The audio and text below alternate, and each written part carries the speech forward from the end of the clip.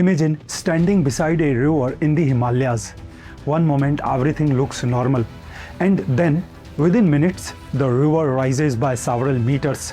Water, rocks, mud, and enormous boulders come crashing downstream. Bridges disappear, roads vanish, entire settlements are swept away, and thousands of people suddenly become unaccounted for. This is not a scene from a disaster movie. This happened in Nepal on August 26, 2026. And what makes this disaster particularly terrifying is that the flood may not have started with heavy rain at all. It may have started thousands of meters above the valley. So what exactly happened? And could something similar happen elsewhere in the Himalayas? The disaster struck in Nepal's mountainous Rasuwa district, close to the border with China's Tibet. The areas around Timur and Siapru Besi were among the worst affected. The Vote Koshi river system was suddenly overwhelmed. A powerful surge carrying water, ice, rock, and sediment tore through the valleys.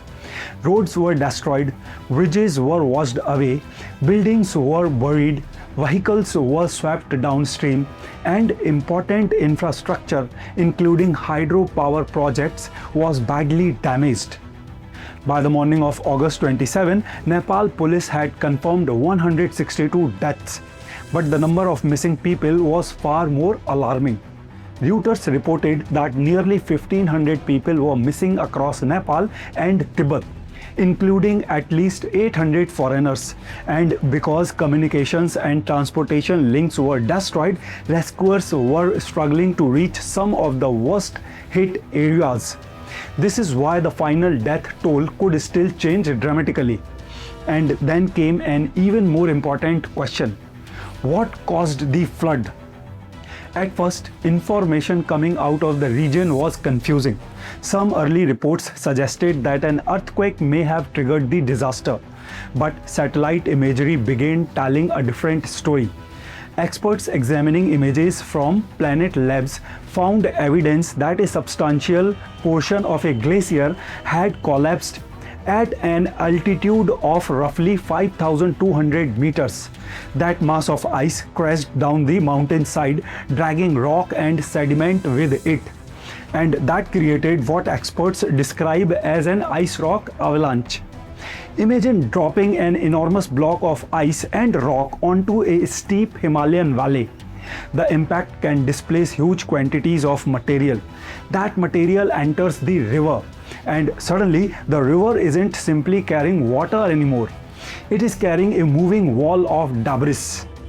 That is essentially what appears to have happened. According to experts cited by Reuters, the resulting surge traveled through the Bhote Koshi and Trishuli river systems. Downstream, water levels reportedly rose by as much as 9 meters in just 30 minutes. That is incredibly fast. For people living beside the river, there may have been almost no time to react. But why did the glacier collapse? This is where we need to be careful. There is no definitive answer yet. A nearby earthquake has been suggested as a possible trigger, but experts are still investigating whether it actually caused the collapse. There is also evidence that temperatures and snow conditions may have played a role. Satellite imagery suggested that significant snow had melted in the preceding 24 hours. And that brings us to the bigger Himalayan story, because the Himalayas are changing. According to the United Nations, Nepal lost close to 1/3 of its glacier ice in just over 3 decades. And glaciers in the region have been melting increasingly rapidly. That does not mean we can simply say climate change caused this flood. That would go beyond the evidence currently available. But climate change can alter glaciers, snow cover, meltwater, and the stability of mountain slopes. And that can change the conditions under which extreme events occur. The exact chain of events in Nepal still needs to be established. Why is this so dangerous? Because the Himalayas are not just mountains. They are a gigantic water system. Snow and ice feed rivers that support hundreds of millions of people across South Asia. And along these rivers, we have villages, roads, bridges, tourism infrastructure, and hydropower projects. That means a sudden event high in the mountains can create consequences hundreds of kilometers away. And there is another problem. A disaster doesn't necessarily need to happen where people are living. It can begin somewhere almost inaccessible. At 5,000 meters inside a glacier on a remote mountain slope. And by the time the people downstream understand what is happening, the water may already be there. And this is why India should pay attention.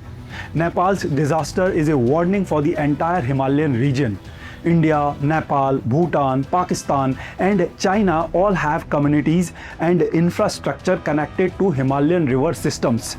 India itself has extensive settlements and hydropower infrastructure in the Himalayan states. So the lesson isn't simply, look what happened in Nepal. The bigger question is, how prepared are we for disasters that begin above the clouds and reach the valley floor within minutes? Real-time river monitoring can provide precious minutes. Better satellite surveillance can help identify dangerous changes in glaciers and mountain slopes. And disaster planning becomes even more important as infrastructure expands into fragile mountain environments. Perhaps the most frightening thing about the Nepal disaster is not the amount of water, it is the speed.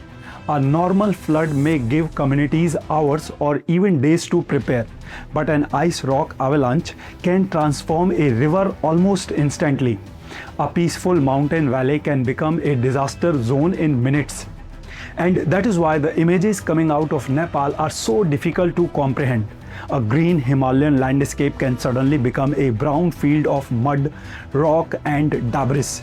Roads that existed yesterday can simply disappear. Bridges can be gone, and people who were there only hours earlier can become impossible to find. The rescue operation is still underway. The casualty figures are still changing, and scientists are still trying to determine exactly what triggered the chain of events. But one thing is already clear: the Himalayas are not static. The glaciers are changing. The climate is changing. The rivers are changing. And the risk facing the people living beneath these mountains are changing too. The Nepal disaster is therefore more than a story about one devastating flood. It is a reminder that in the Himalayas, a disaster can begin thousands of meters above you and reach you before you even know it has started. And perhaps that is the most important warning of all.